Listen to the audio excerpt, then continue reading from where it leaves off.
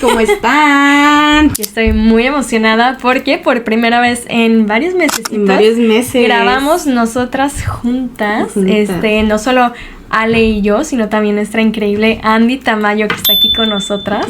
Estamos tenerte de vuelta y más con este tema. Y que nadie mejor para que nos lo explique. ¿Qué tal, Andy? ¿Cómo estás? Bien, emocionada de estar con ustedes, con su audiencia. La verdad es que yo admiro a Ecos y a toda la audiencia y muchas felicidades por lo rápido que han crecido de manera orgánica. Gracias. Les admiramos mucho. Gracias, mía. Igual la admiración es mutua. Y pues nada, estoy muy feliz de estar aquí. Yo también, estoy muy feliz porque ya tiene rato que sí no grabamos. Estos micros son míos, los quiero presumir porque Regi se los llevó a Ciudad de México. Entonces ya tenemos unos acá también. Y pues nada, por si nos extrañaban, ya regresamos de la mejor manera. Y con un tema. Nada más por hoy. Nada más por hoy.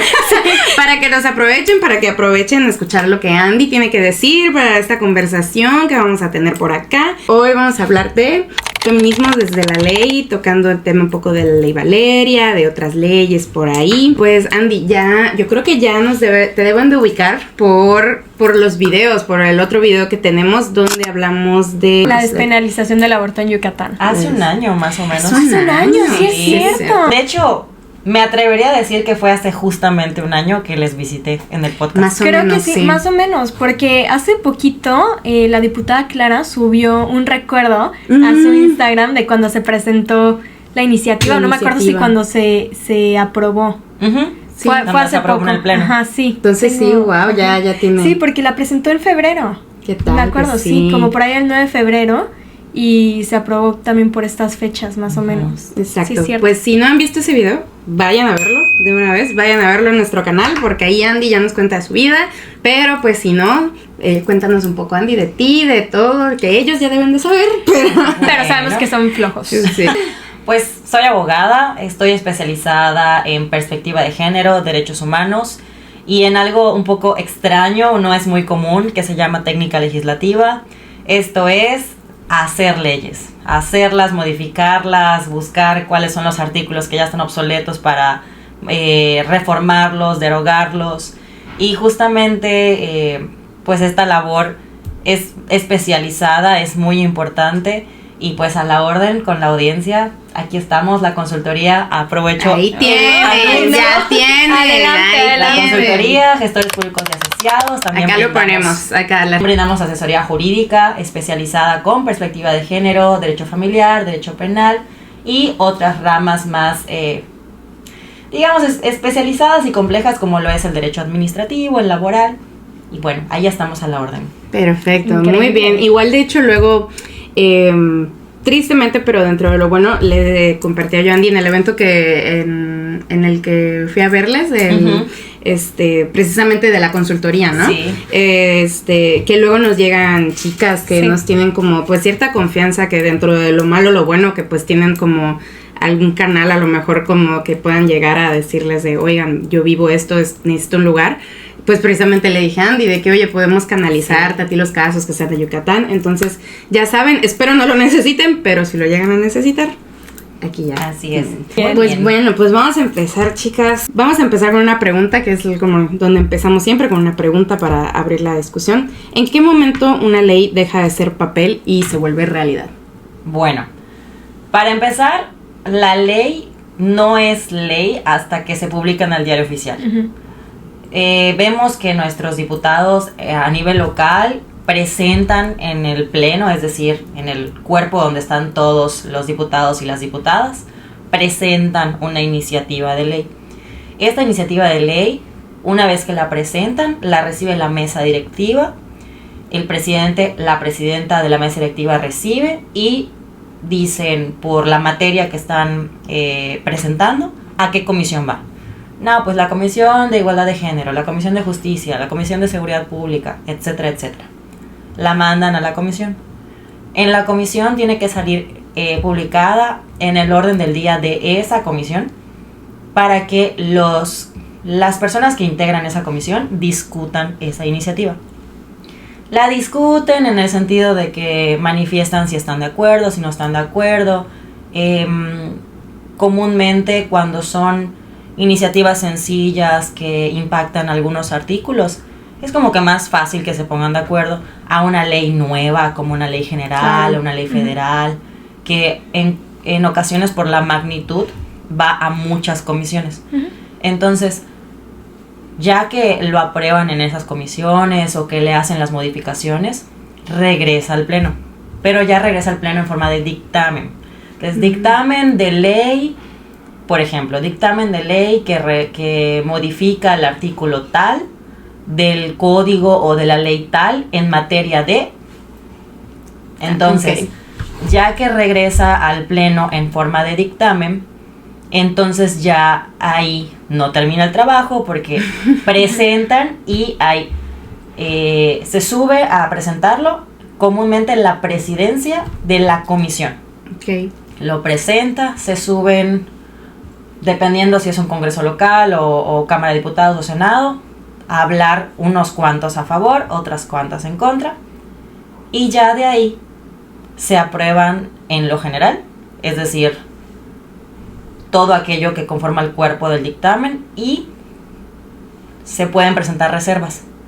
Que las reservas es cuando, sobre todo en dictámenes que tienen muchos cambios, dicen, no, pues yo voy a reservar, discutir en lo particular el artículo tal que se está proponiendo modificar.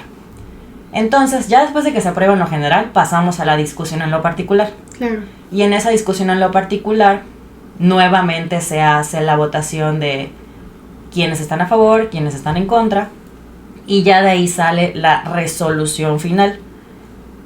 Hasta aquí, en los congresos locales, hasta ahí queda, se pasa al Ejecutivo, y el Ejecutivo lo pasa a Diario Oficial para su publicación. Pero cuando hablamos de Congreso de la Unión, tenemos Cámara Baja y Cámara Alta, Cámara Revisora y Cámara de Origen. Puede ser una o puede ser la otra. La Cámara de Origen es, como su nombre lo dice, donde se originó esta iniciativa, que pasó el dictamen, y lo mandan a la revisora. Claro. Pon tú, de Cámara de Diputados lo mandan a Senado, Senado revisa, si está de acuerdo, no hay cambios, aprueba como llegó y lo mandan a la presidenta para que la presidenta lo publique en el Diario Oficial. Hasta que se publique en el Diario Oficial podemos decir que ha entrado en vigor. Claro. Siempre y cuando haya la leyenda que diga este dictamen entra en vigor al día de su publicación, o hay algunos que entran en vigor con una temporalidad que dice entrará en vigor a los 90 días, a los 120, a los 180, entonces hay que fijarse de esa leyenda para saber si ya entró en vigor o no. Claro. Y hasta entonces... Ya. De hecho, eso platicábamos, me acuerdo, cuando fue lo de la despenalización del aborto, ¿no? Cierto. Porque justo estábamos diciendo de que nos dijiste, no es como que ya tengamos de que el derecho y ya, o sea, correcto. Hay que esperarnos. Ay, y si les dijera que seguimos sin tenerlo al 100%. Sí, ese es otro tema también. Mucho ojito, vayan a revisar qué está pasando en el Congreso yucateco. Ahí se están peleando porque no quieren aprobarlo en nuestra constitución local. Qué terrible. Solo lo tenemos en el Código Penal, no lo tenemos aún en la Constitución, y eso obviamente genera lagunas, genera confusión, entre muchos otros. Y eso ya no lo sabes hasta que está en la práctica, ¿no? Hasta que te llega el caso y lo vives y, pero es que... Hasta que quieres ir a Lorán y pasan cosas o te ponen trabas en algún otro hospital, dices de que, ¿cómo? Hasta que estás ahí, hasta que pasa. Exacto, y al final de la historia, quienes son las personas más afectadas, pues es el usuario, o sea, es la persona, el ciudadano, la ciudadana. Claro, y de hecho nosotras al menos, por ejemplo, también pues en la responsabilidad que cargamos en subir estas cosas, es importante que lo sepamos, tanto las colectivas como gente así como nosotras que hace pues contenido de cierta información, de conciencia, de crítica, porque pues siempre vemos o compartimos en Instagram de que ya está la ley, de que ya está no sé qué. Y eso es algo que no me acuerdo si lo platicábamos en su momento dentro de Marea Verde o si fue posterior en el episodio, de que pues la responsabilidad no solo no termina a partir de que se publica o no se publica, sino darle un seguimiento puntual a que realmente los efectos y las garantías, pues vaya, estén a disposición de las personas, ¿no? Y creo que parte de nuestra responsabilidad en este sentido es seguir exigiéndole en este caso, las y los legisladores, al Ejecutivo, a cualquier actor relevante involucrado en todo el proceso, a que haga su chamba. Claro. Y que realmente se ponga del lado de las personas, de la ciudadanía. Claro, porque lo que les guste o no, eso ya queda a punto y claro. aparte. O sea, tienes que resolverlo porque en teoría deberías de. Y lo complicado es que muchas veces las personas le echamos la culpa a nuestros y nuestras legisladoras. Claro.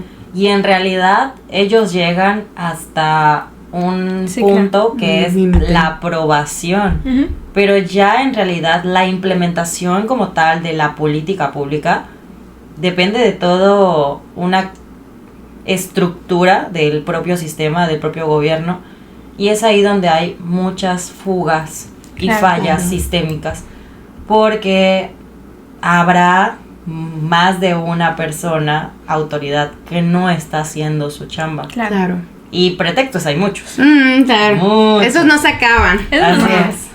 Claro, sí. De hecho, eso nos lleva igual a la siguiente pregunta. Porque precisamente luego vemos de que, pues si ya tienen los derechos en el papel, pues ¿qué pasa? Que no sé qué. Uh-huh. Y así de, no, Juan, pues eso no se trata. Entonces, ¿por qué muchas veces hay avances en papel, pero no en la práctica? Pues justamente, ¿no? Tenemos leyes muy bonitas. Uh-huh. Tenemos una ley general que nos protege supuestamente a nosotras las mujeres de vivir violencia, de prevenirla, erradicarla, sancionarla. Hubo un cambio ahorita, de hecho, ¿no? Sí, pero la realidad es que a pesar de que la ley esté plasmada de una manera maravillosa, si no tenemos la voluntad de aplicarla por las autoridades, por la sociedad civil, no logramos estos cambios significativos. Y hay que ser muy francas con esto. No sé si ustedes observan que cada día hay más polarización entre gobierno y sociedad civil, pero me refiero a organizaciones, asociaciones, fundaciones. Como que desde mi perspectiva, sin querer lastimar a nadie. Adelante. Si me funan, pues ni modo. Una más. No pasa nada. Una más, no.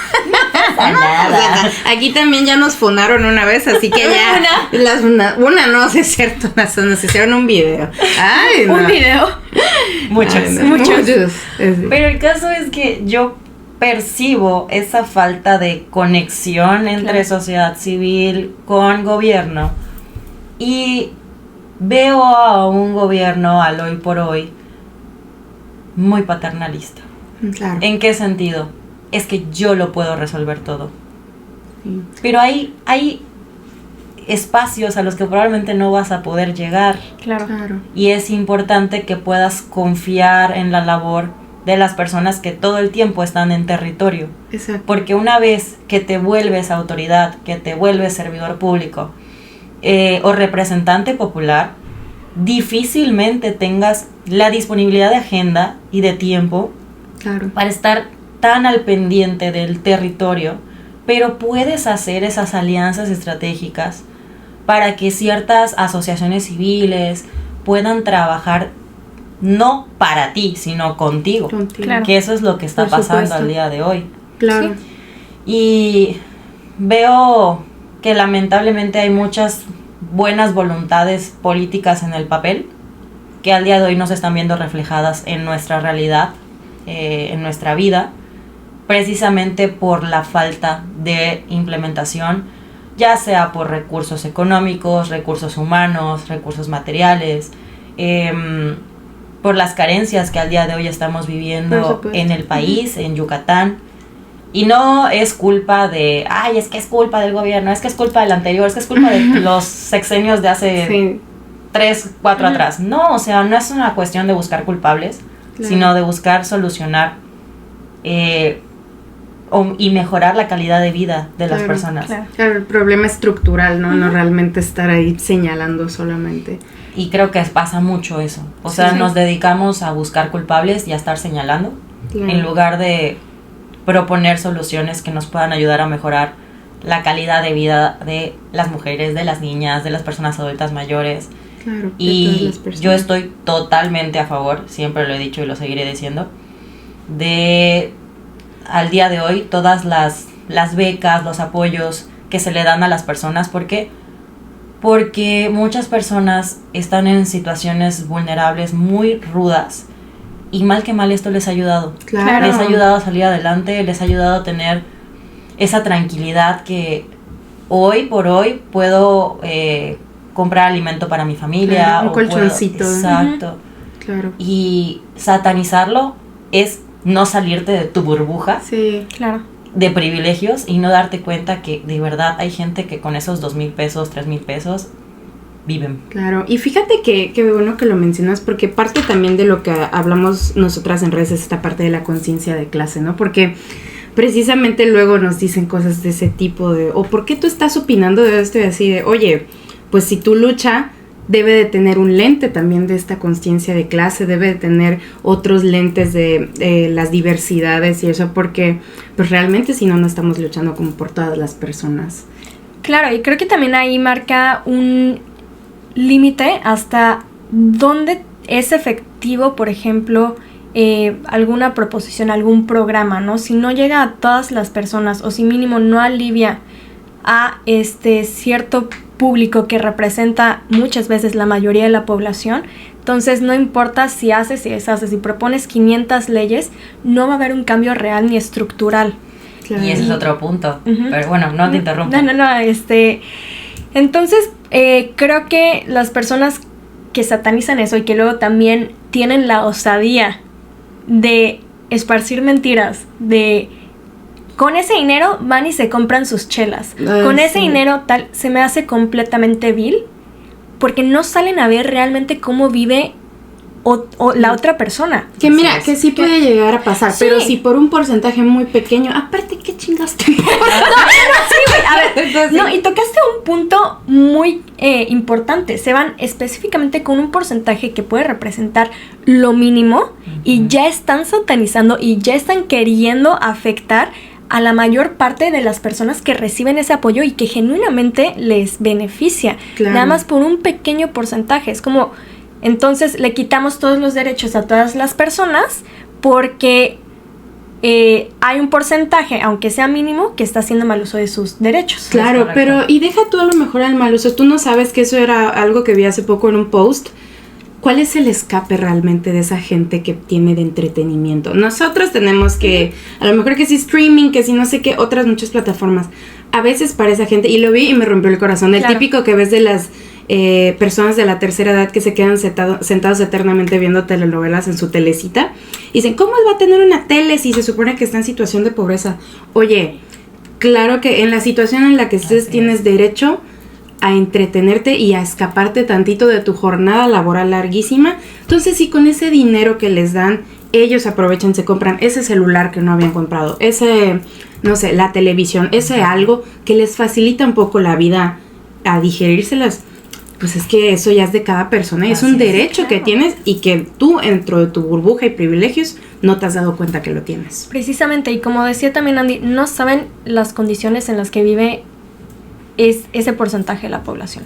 Genuinamente, viven condiciones muy, muy rudas, que el tener, aunque sea ese pequeño escape, como decía Ale, o esa manera de evadir la realidad de su propia realidad, tiene beneficios hasta psicológicos, porque imagínense vivir y recordar todo el santo día las condiciones tan precarias y tan rudas y la marginalización, entre otras cuestiones, todo el tiempo. Quiero que lo intenten un día viviendo con el salario mínimo. Es más, ni siquiera un día. Quiero que lo prueben una semana. Para que entiendan la gravedad de la situación. Con el salario mínimo. Y no desde la comodidad de tu casa. Yéndote literalmente si están en Ciudad de México, al Tepito, a Nesa, alguna de esas de esos lugares para que entiendan. ¿Cuánto tardas yendo a tu trabajo en transporte público y cuánto tardas en tu coche? Exacto. Aunque vivas en Ciudad de México, aunque vivas acá. No, aquí también la gente y en los horarios en los que la gente realmente usa el transporte público, porque de nada sirve que digas usa el transporte público, pero sales a las 10 de la mañana. Claro. Exactamente. Y pues sí, y pues traducir este lente yo creo a la ley luego es difícil, complicado. Me imagino complicado porque hay gente que se niega y también. Y es justamente eso, ¿no? Te decía que me disculparas por interrumpirte, pero para que no se me fuera la idea. Ojo con las personas que nos representan, claro. Que qué bueno que tocamos ese iniciativas de ley por presentar. Exacto. O sea, una cosa es presenté 75 iniciativas de ley durante mi trienio para los diputados, diputadas o durante mi sexenio para las senadurías. Ajá. De esas 75 iniciativas que tú presentaste, ¿cuántas se volvieron dictámenes y cuántas se aprobaron para convertirse en ley? Claro. No necesitamos a representantes que presenten y presenten y presenten por presentar. Exacto. Necesitamos representantes de territorio, o como les dije hace rato, que dejen de creer que pueden resolverlo todo por sí mismos o porque su equipo es el más maravilloso del mundo, y que tengan esa conexión real con la ciudadanía, con su territorio, para escuchar en realidad qué es lo que les hace falta, qué necesitan, cuál es la problemática real que está ocurriendo en su municipio, en su estado, en su país, y con base en eso, con foros de parlamento abierto, con escucha activa, poder generar propuestas útiles. Y no propuestas que de repente yo escucho cada cosa en las sesiones de la Cámara y del Senado y también a la local. Que si dices, caray, ¿de dónde se te ocurrió esa idea tan...? No, de pena, o sea, de verdad. De pena. Deplorable. Y otra cosa, y ahí sí, no me importa que me funen. Para eso estudié. ¡Ay! Obvio. Loba. De verdad, diputadas, diputados, hagamos la rogación como lo hicimos con el tema del aborto. Sí, por favor. Por el amor del universo, lo que crean, dejen de presentar iniciativas ociosas de modificar un artículo. De verdad. Dios. ¿Quién les dijo? ¿Quiénes les asesoran? ¿Quiénes son sus secretarías técnicas que les dijo que modificar, o sea, presentar una iniciativa de ley toda preciosa para modificar un artículo es una gran iniciativa? O sea, ¿quién te dijo? ¿Quién te dijo? O sea, a mí me da mucha tristeza. Pues sí, claro, tanto trabajo y no, es que realmente es un trabajo, o sea, presentar una iniciativa, construirla es un verdadero trabajo y larguísimo, o sea, la gente de verdad no se da cuenta lo mucho que se tarda todo ese proceso para que modifiques un artículo y muchas veces ni siquiera algo sustancioso, nada más le agregan y una palabra, sí, de verdad yo digo, o sea, una palabra. Vamos a pedir otra vez. Y otra vez pedimos, por favor. Chéquense, mídanse, cuestionense. Ay, no, qué horror. Ay, sí. ¿Quieres lo siguiente? Sí, y pues bueno, ya bajándolo un poquito más a la práctica, ¿no? Actualmente, ¿qué leyes nos protegen y específicamente a nosotras las mujeres y personas que se identifican como mujer? Ok. El marco normativo que nos protege es muy amplio, pero siempre tenemos que mirar a la madre de todas nuestras leyes, que es la Constitución mexicana. Claro. De ahí partimos y tenemos todo el reconocimiento también a nivel internacional. Tenemos la Convención sobre la Eliminación de todas las formas de discriminación contra la mujer, que es la CEDAW. Okay. Esta, a su vez, como nuestra Constitución, se considera la Carta Magna a nivel internacional. México la tiene ratificada y por eso también impacta en las leyes mexicanas. Y la Convención de Belén do Pará, que esta es interamericana y también es para prevenir, sancionar y erradicar la violencia contra la mujer. De ahí partimos que en México tenemos dos leyes generales. La Ley General para la Igualdad entre Hombres y Mujeres del 2006 y después la Ley General de Acceso de las Mujeres a una vida libre de violencia, que ahorita se va a modificar, al menos aquí en Yucatán ya se modificó para que sea libre de violencias. Claro. Para reconocer que la violencia no es de una sola forma, sino que hay muchos tipos y muchas modalidades. Y por tanto también se busca que sea así a nivel nacional. Claro. Ahora, ¿por qué tenemos una ley local y una ley general? Cuando tenemos una ley general, digamos que obliga a que todos los estados tengan sus leyes estatales en la materia. Y cuando tenemos una ley federal, como su nombre lo dice, es para todo el país, para toda la federación. A su vez de todas estas, digamos, 3 leyes que son las más importantes, tenemos modificaciones específicas en leyes mexicanas que han sido gracias a la lucha de mujeres. Principalmente en el Código Federal Familiar, que tenemos uno local, y el de Yucatán, la verdad, está muy bien y está muy aterrizado a situaciones que se dan en la cotidianeidad jurídica yucateca. Y tenemos el procedimientos familiares, que también va a haber uno para todo el país. Okay. Eso ya es otro asunto. Eso es otra cosa. Claro. Sí. Oye, pero igual, retomando eso que mencionabas de lo de las violencias, qué importante, ¿eh? Y para que veas, esa sí es una palabra que sí digo, esa sí está ahí. Esa está bien que la modifiquen. Esa sí está bien que la modifiquen. Pero hubo otras cuestiones, o sea, no solo fue la palabrita, o sea, obviamente al cambiar violencias, tuvo impacto en la en lo demás, claro. Que eso es lo importante. Claro, oye, y entonces si, por ejemplo, si yo iba y decía que había sufrido algún tipo de violencia, pero entre esas resulta que sufrí violencia económica o algo así, solo te atendían de esta, o te hablaban de tu problema solo de una violencia, no hablaban como de las otras partes. Pues no, porque afortunadamente ya a nivel institucional ya hay ese reconocimiento gracias a las diversas sensibilizaciones y capacitaciones que se han realizado.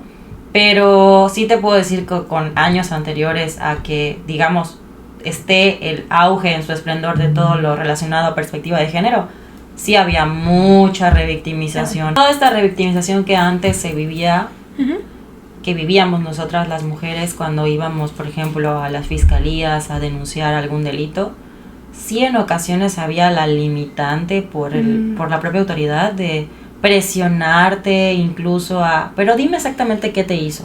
Y ahí en ocasiones lo catalogaban de una manera muy sencilla.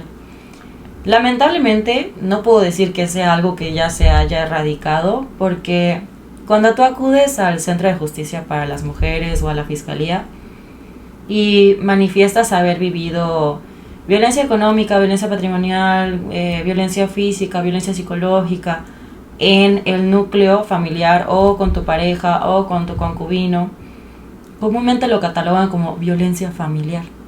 O sea, sí está en la redacción, pero como en el Código Penal para el Estado de Yucatán el delito es violencia familiar, pues así lo tipifican para empezar a investigar al respecto.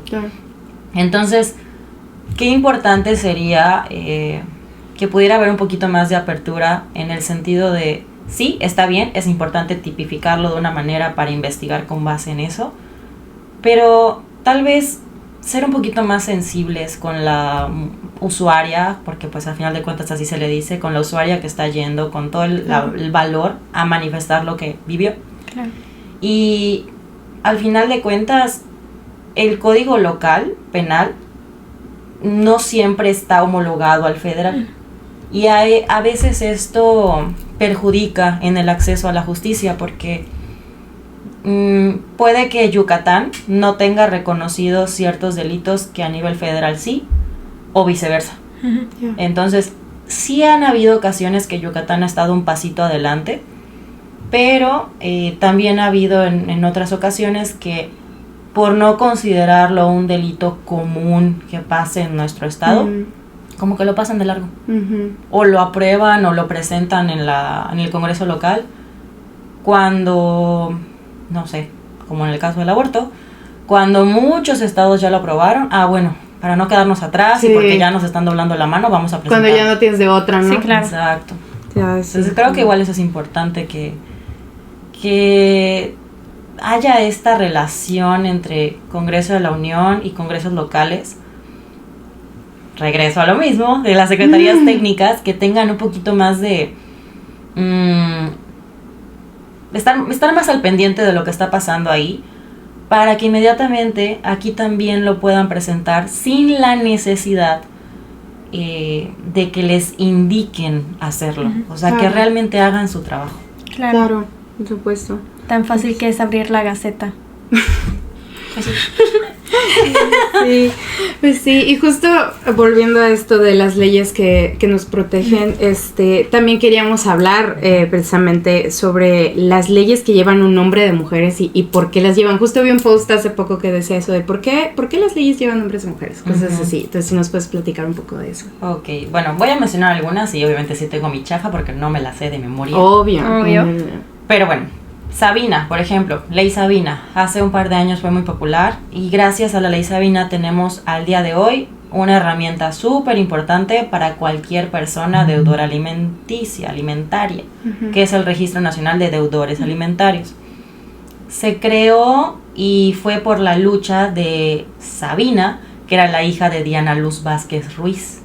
Ella era una activista oaxaqueña que constantemente estaba en la lucha de recibir una pensión alimenticia. El padre estaba totalmente desobligado y al no reconocer la paternidad de la menor, no pagaba la pensión y por lo mismo ella luchó para que al menos ese hombre que no quiso reconocer su paternidad, que no quiso pagar una pensión alimenticia, no se quedara así como, sí, ya. Sigo viviendo mi vida libre de la vida. Y esto lo que nos permitió con la Ley Sabina es crear este registro y también que se sancione en el Código Penal. Entonces ya se puede tener una sentencia, una pena por no cumplir con tu responsabilidad de otorgar alimentos. También tenemos la Ley Olimpia, que es súper popular, que muchas personas la conocemos. Fíjate que hace poco, perdón que te interrumpa, poco que fuimos, que nos invitaron a dar el taller que te comentaba en la preparatoria modelo. Me sorprendió, no sé si por el contexto, a lo mejor las niñas, pero la mayoría no conocía la Ley Olimpia. Wow. Sí, y estamos hablando de adolescencias ahorita en 2025, ¿cuándo fue la Ley Olimpia más o menos? Ya tiene bastante. Creo que es del 2019. Y sí me sorprendió, dije, ok, también en la escuela en donde doy clases, también la directora me dio chance de que diera la plática, y también lo mismo, en las preparatorias también desconocimiento y se me hizo así de... Un poco preocupante. Pues sí. Sí, lo es. Sí, porque, por ejemplo, cuando fui a dar un taller de MUN a una preparatoria aquí en Mérida, de paga, me acuerdo que estaba yo en el salón y en lo que ellos estaban haciendo la actividad, pues me puse a vagar, ¿no? Y leer qué tenían en los carteles. Y habían por lo menos 5 carteles que hablaban sobre la Ley Olimpia. Claro. Entonces, eso me preocupa, o sea, como el comparar estas experiencias y unos sí, otros no, me preocupa el hecho de quiénes están teniendo acceso a esta información y quiénes no, a quiénes estamos dejando atrás y por qué no está homologado, porque estamos hablando que ambos casos, bueno, no ambos casos, los 3 casos son de preparatorias. Entonces, sí, pero los 3 son de escuelas privadas, exacto, eso es lo que me llama la atención. Exacto, porque no hay esta homologación, en estas escuelas privadas, en este caso, de algo tan importante como es conocer tus derechos. Que fíjate que yo creo, o por lo que he percibido en ambas escuelas donde fui, sí hablan los docentes y sí se tiene esta apertura. Yo creo que va más del lado que... ¿Familiar? A lo mejor familiar y que a las adolescencias a lo mejor no tienen tanto interés. O a lo mejor si estamos hablando de un contexto tal vez de privilegio, creen que dentro del mismo privilegio a lo mejor no les puede llegar a afectar eso. Y eso es muy peligroso, sobre todo tomando en cuenta pues la tecnología. Si tienes también mucho acceso a la tecnología, pues también mucho ojo con eso. Y es muy común, o sea, ahorita justo de la Ley Olimpia, algo que me gusta que se está haciendo es que se está adaptando ya para lo de la inteligencia artificial, que es un tema durísimo. No sé, tú a lo mejor sí sepas más o menos un poco más de eso. Y hay mucha resistencia también. Sí. Que de hecho quiero hacer un shout out porque ya lo había mencionado en un episodio hace tiempo, pero lo vuelvo a mencionar. Las chicas de Morelia, las que están también las defensoras digitales en Morelia, mis saludos. Janet, un beso hasta allá. Increíble trabajo. Ellas han estado moviendo mucho el tema de violencia digital, específicamente con inteligencia artificial dentro del estado de Michoacán, y de verdad, mis respetos. Padre. No lo dejen. Es urgente. No lo dejen. Hay un tema importante con lo que mencionan, porque tengo en el entendido, corríjanme por favor en comentarios si estoy mal, que Olimpia ha mencionado que sí le parecería adecuado que haya un delito específico para violencia digital con IA. Sí. Entonces, difícilmente lo integren al delito que ella luchó, pero sí hay la posibilidad de que pueda haber esta modificación de integrar otro artículo específico para violencia digital realizado con IA. Claro.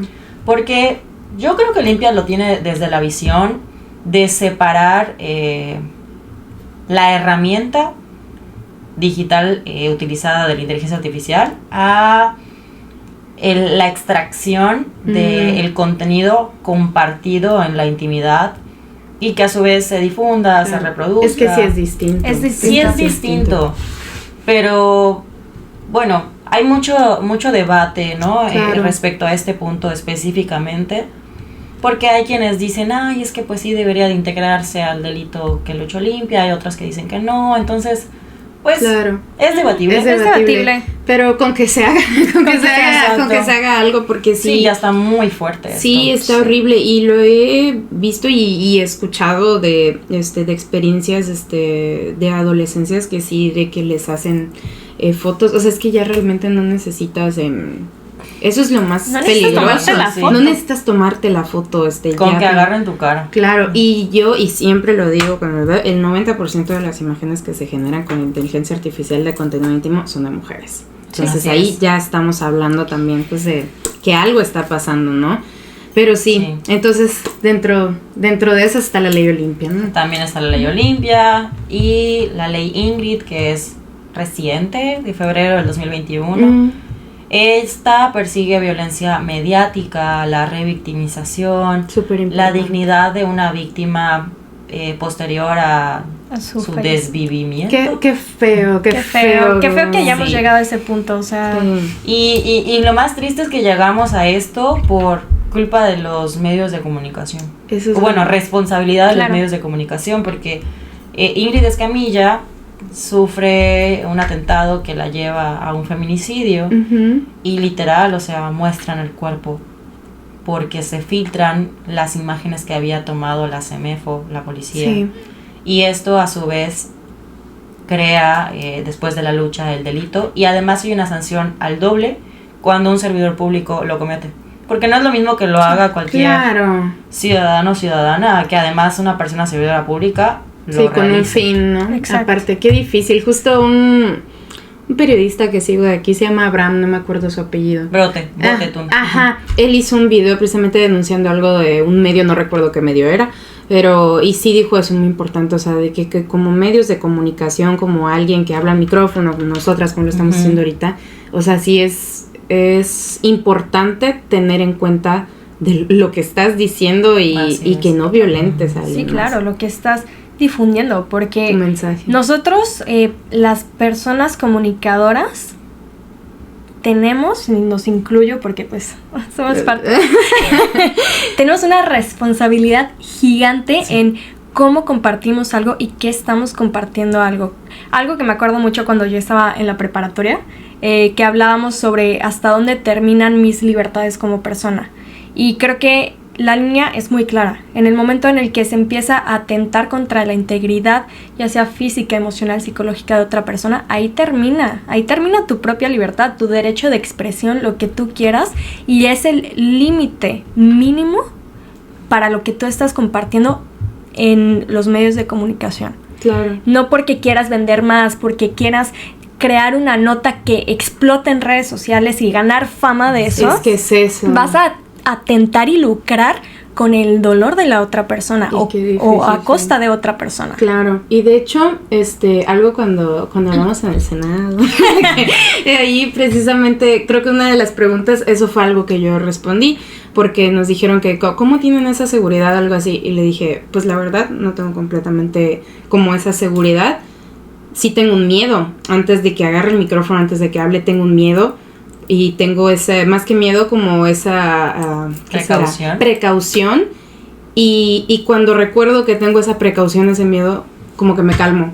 Porque digo, eso es lo que me hace diferente a cualquier otro medio, a cualquier otra cosa, lo que sea, en el mundo digital, que yo estoy intentando pensar mucho más lo que estoy diciendo para que mi discurso sea algo positivo y no sea otro más del montón de los discursos violentos que tristemente hay.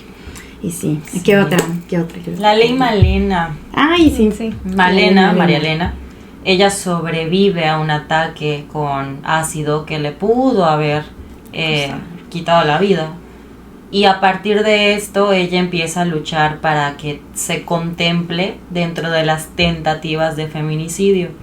Entonces, dentro del delito de feminicidio hay una parte que hace mención de las tentativas y fue integrar esta parte y las penas justamente a cuando se utilizan sustancias nocivas o corrosivas para la salud. Y también, pues la última, que es la ley Valeria. Ojo, la ley Valeria todavía no ha entrado en vigor, a pesar de los múltiples influencers y abogados que de verdad, qué penoso es como abogada ver a abogados que con tal de generar controversia, ganar likes... Oye, chance ni son abogados. No, sí son. Sí son. Qué horror. Generar likes, controversia y demás en su Instagram o en su TikTok. Hicieron mofa de la ley Valeria. Entonces... Qué preocupante. O sea, si la persona que los representa legalmente hace eso, cuestiónense, huyan de ahí. Porque qué preocupante y qué delicado que las personas que literalmente se supone protegen derechos se mofen de una ley que protege los derechos de las personas. Y precisamente eso era lo siguiente que queríamos platicar, pues que era la ley Valeria, porque es creo que lo relativamente más reciente de estas leyes con nombres de mujeres, ¿no? Bueno, Valeria Macías es una mujer originaria del estado de Nuevo León.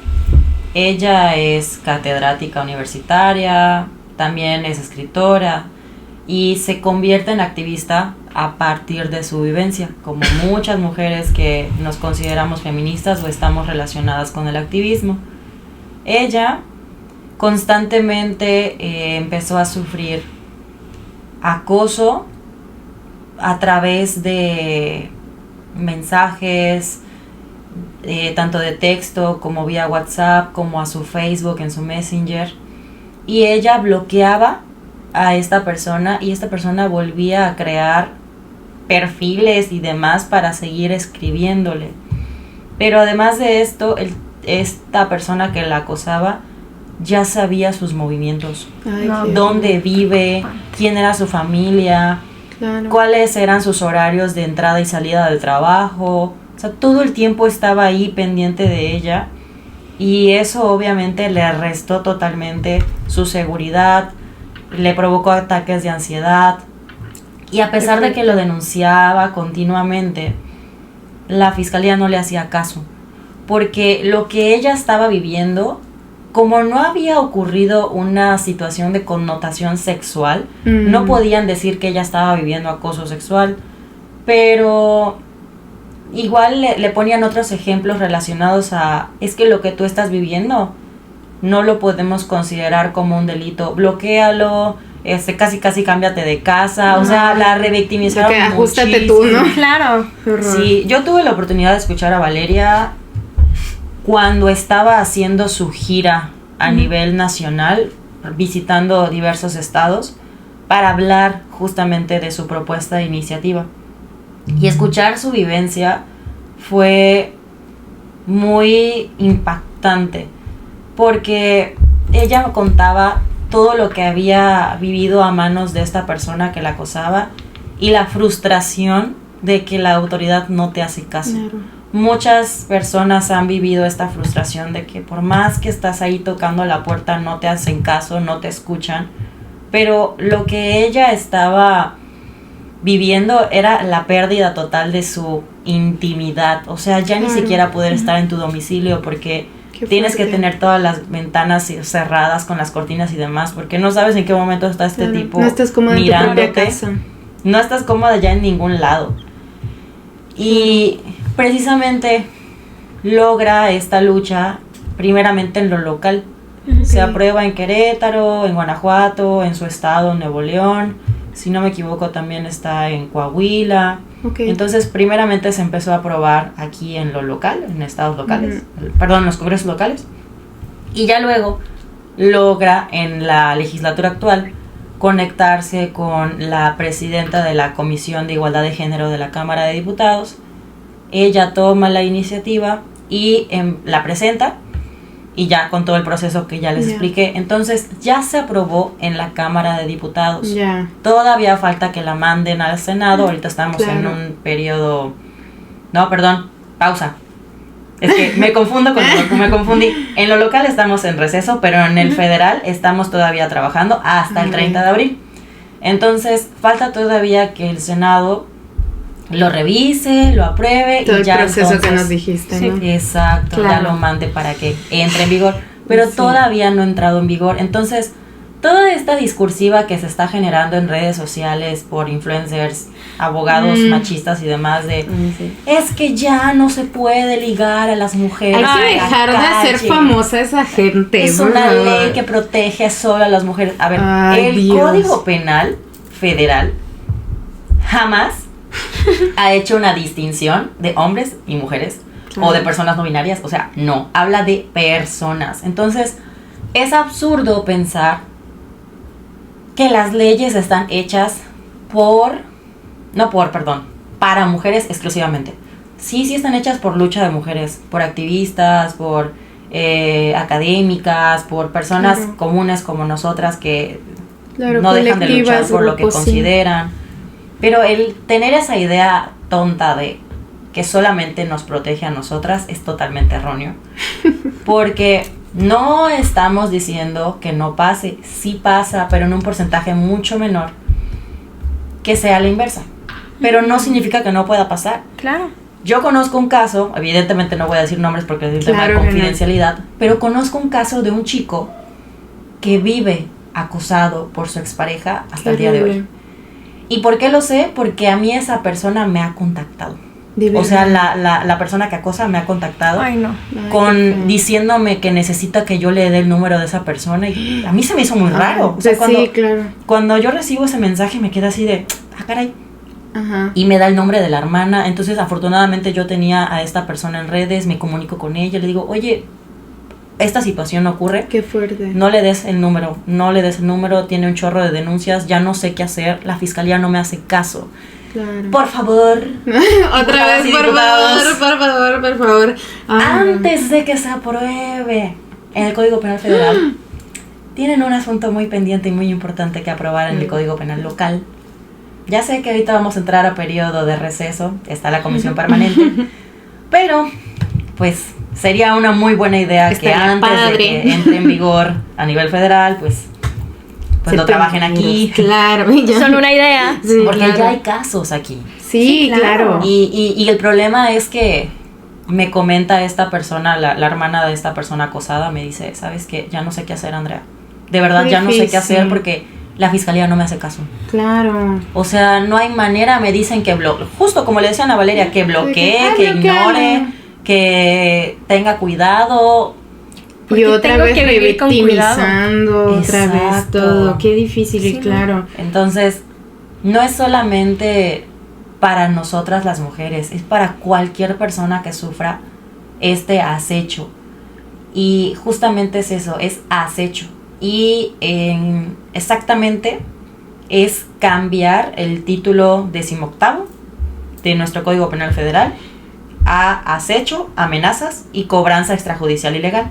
Entonces, adiciona un artículo, 281 bis, para que establezca la pena de 2 a 4 años de prisión y hasta 400 días de multa a quien incurra en el delito, que es realizar actos de vigilancia, seguimiento, acercamiento o contacto no deseado, así como intimidación o de cualquier forma de intromisión.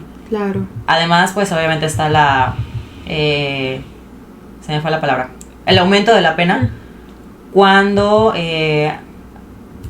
hay otras personas involucradas, como son menores de edad, personas adultas mayores, personas con discapacidad o en una situación de vulnerabilidad. Ay, qué bueno que se tome en cuenta desde una vez, porque luego se aprueba y todo y tienes después que decir que no tome en cuenta a estas otras personas, ¿no? Sí, claro. Y dentro de ese mismo dictamen se modificó el acoso sexual. Yeah. ¿Para qué? Para que tenga una pena un poquito más elevada, que es de 1 a 3 años de prisión y hasta 600 días de multa a quien incurra en el delito.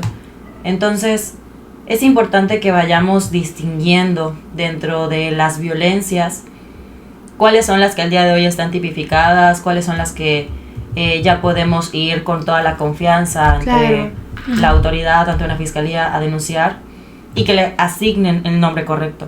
Porque ahí es donde entra mucho el trabajo de nosotras las abogadas. Y por favor, no estoy tirándole hate a mis compañeros, colegas abogados, pero si tú eres una mujer que está en una situación de violencia, de vulnerabilidad, que estás viviendo una situación una situación delicada, un delito en tu contra, claro, de tipo sexual, trata siempre de buscar a abogadas que tengan perspectiva de género para acompañarte, porque sabes que van a luchar por tus medidas de protección, van a luchar porque la fiscalía catalogue bien el delito que estás sufriendo y sobre todo que te acompañen en este proceso desde una postura más empática. Y pues yo creo que es muy importante esto, ¿no? Que entre nosotras dejemos de señalar, porque siempre le echan la culpa a la víctima. Siempre. Y la verdad es que no somos culpables de lo que podamos hacer con nuestra libertad cuando alguien la utiliza en nuestra contra. Claro. Entonces, romper con eso de la culpa es muy importante. Súper importante. Y pues bueno, ya para ir cerrando, concluyendo, ¿no? Creo que tocamos varios puntos muy importantes, muy interesantes también, con respecto a qué hace falta, en qué estamos, ¿no? Pero siento que nos falta ese algo, como esa perspectiva un poco distinta, ¿no? Claro. Como para ir cerrando un poco. ¿Qué consideras que todavía hace falta o alguna reflexión final de todo lo que hemos platicado en este episodio? Platicamos mucho. Sí, no. Lo que más te haya llamado, que digas así de esto. Sí, o reflexión final, mensaje para quienes nos escuchen, de todo esto. Creo que es muy importante que dejemos de ser omisas y omisos ante las injusticias, que en muchas ocasiones decimos, pues no es mi problema, a mí no me está pasando, entonces miro hacia otro lado y no me entero. Claro. Creo que es importante esa parte, ser un poquito más empáticos, y no se trata tampoco de ponernos un disfraz de salvadora, chica superpoderosa, pero creo que sí es importante tener esa calidad y calidez humana hacia cualquiera que nos pida ayuda y que nos demos cuenta de verdad que necesita esa ayuda. Claro. Y tener igual un poquito más de, tal vez, sensibilidad con las personas que están cerca en nuestros entornos, en el laboral, en la familia, amistades, pareja, porque, y con nosotras mismas, porque en muchas ocasiones somos muy buenos con quienes están a nuestro alrededor muy lejos, llámense influencers, llámense artistas, o sea, te amo. En relaciones parasociales que tenemos. Exacto, o sea, creo que eso es muy importante. Hemos roto mucho la cercanía con los que verdaderamente deberíamos de estar. Claro. Y nos hemos enfocado más en quienes están muy lejos y ni siquiera saben de nuestra existencia. Creo que cuando logremos, si es que lo logramos de nueva cuenta, enfocarnos en el círculo primario, podemos de nueva cuenta hacer estas alianzas o estas uniones sociales que nos permiten avanzar como como comunidad, hacer comunidad. Claro, ay, sí, qué bonito. Sí, justo vi un post de una cuenta que se llama Política Básica, me parece, que decía, ¿qué haces leyéndome y no a tus amistades? Y ya leí lo que decía y decía eso de que, o sea, antes abrías las redes sociales y era para hablar con tus amistades, pero no para estar viendo que si quién subió justo el influencer tal o algo así. Entonces yo creo que parte de nosotras, sobre todo que fomentamos mucho esta parte de la colectividad, de la comunidad, o sea, también es cuidar a quienes ya están, o sea, esos vínculos que tienes, los tienes que cuidar. A mí no me gusta esta diferencia, de hecho, que hay que unas amistades son cactus y otras son amistades. A mí no me gusta porque es así como de que, o sea, bueno, entiendo que cada relación interpersonal que tenemos es distinta, pero todas las amistades se tienen que cuidar de la manera que consideran. Entonces, pues sí, creo que más que nada, como siempre decimos, no sean tibios, tibias, lo que sea, por favor, infórmense, o sea, es un deber que tenemos, o sea, una obligación, un derecho que tenemos. Ya saben, sigan a Andy también por ahí por cualquier cosa, ella también sube cosas ya más puntuales de derecho, de leyes, cosas así, para que también lo sepan, a alguien que sepan, colectivos, porque pues muchas veces nos vamos solo por la parte social, pero pues tenemos que ver también cómo es que nos protegemos. Por eso es que esta conversación me encantó, ¿no? Porque es como traducir estos esfuerzos sociales a instituciones que en teoría son quienes nos protegen. Entonces es muy importante también esa parte de la información. Creo que, y esta perspectiva me la planteó hace poco, una amiga ahí en Ciudad de México, y me pareció como interesante traerla sobre la mesa. Porque mucho se habla de que la ciudadanía tiene que exigirle a los funcionarios, a las funcionarias, hacer su chamba. Y sí, te voy de acuerdo. En un ecosistema, tanto nosotras, ciudadanía, tenemos que exigir, pero ellos también tienen que chambear. Entonces esto, más que nada, es una invitación a las personas funcionarias que están viendo, si es que nos están viendo, claramente, a realmente analizar y cuestionar su trabajo. ¿Realmente están haciendo lo que deberían de estar haciendo o lo están haciendo a medias? Claro. Porque nosotros podemos exigir, pero si ustedes no hacen lo que les corresponde, el ecosistema deja de funcionar. Y si una parte está cansada de andar exigiendo, de andar soportando, de andar, nómbrese lo que quiera, entonces deja de funcionar absolutamente todo. Y ahora sí que lo imagino como caos, ¿no? Porque es lo que sucede. Entonces, quiero dejar también eso sobre la mesa de que está muy padre que nosotras, las personas, la ciudadanía exija, pero también tienen que hacer su chamba. Y eso, desde lo que se mencionó anteriormente, parte de hacer territorio, conocer qué es lo que hace falta, porque si conoces las realidades de las personas, de lo que vive la persona de a pie día con día, va a ser más fácil que veas traducido tu esfuerzo como persona funcionaria. Claro. Eso por un lado. Lo otro, cuestiónense, infórmense, todas las personas es indispensable que hagamos esto y cuestionen de quién estamos consumiendo la información. Porque hay mucha información en redes sociales, sí, pero no toda la información tanto es verídica como sirve. Por supuesto. Entonces, entiendo la parte de que debe de haber ocio en redes sociales, completamente de acuerdo y estoy a favor de eso, porque pasan muchas cosas en el mundo como para andar siempre bombardeados de información. Sí. No estoy en contra de eso, pero sí las páginas o la información que obtienen que sea de calidad. Claro. Y que no se dejen engañar por títulos, sensacionalistas, ¿no? Vamos a llamarlo. Porque pues les hace más daño que bien. Claro. Y también, ojo con quién se asesoran. Sí, mucho ojo. Y a quién estamos haciendo famosos también, o sea, porque digo, si ya sabes que este influencer tal es para ocio, ¿por qué le estás escuchando hablar de la ley Valeria? O sea, de que, ¿por qué estás, o sea, tienes a abogados así como Andy, tienes a gente que sabe de leyes y de perspectiva de género y de otros lentes que debemos de tener y vas y escuchas o sea, sí. ¿Por qué?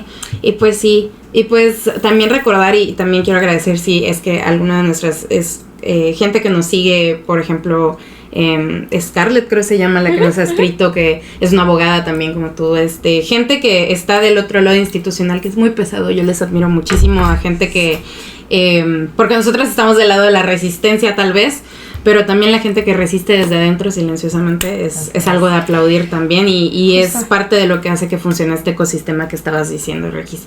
Y pues nada, pues muchas gracias, Andy. Gracias a ustedes, aquí, un de gusto. verdad. Ya sabes que aquí tienes tu espacio. Cuando gustes también. Y pues nada, síganos en redes sociales, @ecosdejacarandas, TikTok, Instagram, YouTube aquí. En Facebook también, aunque lo tenemos medio abandonado. A mí como @lulogio. A mí como Regina Solchaga. @Andrea Tamayo CS y la consultoría es Asesores GPA. Perfecto. Y también píquenle la campana para recibir una notificación. Siempre quise decir eso. Sí. Para recibir una notificación cada que nosotros estemos subiendo algún video a YouTube. Porque pues a veces se pierden los episodios. Se pierden, sí. Y no se puede perder ningún episodio de su podcast favorito. Y denle like, compártanlo con su familia si quieren hacer enojar al tío o a la tía. Y ya. Y pues bueno, pues nos vemos en el siguiente episodio. Gracias. Bye. Bye.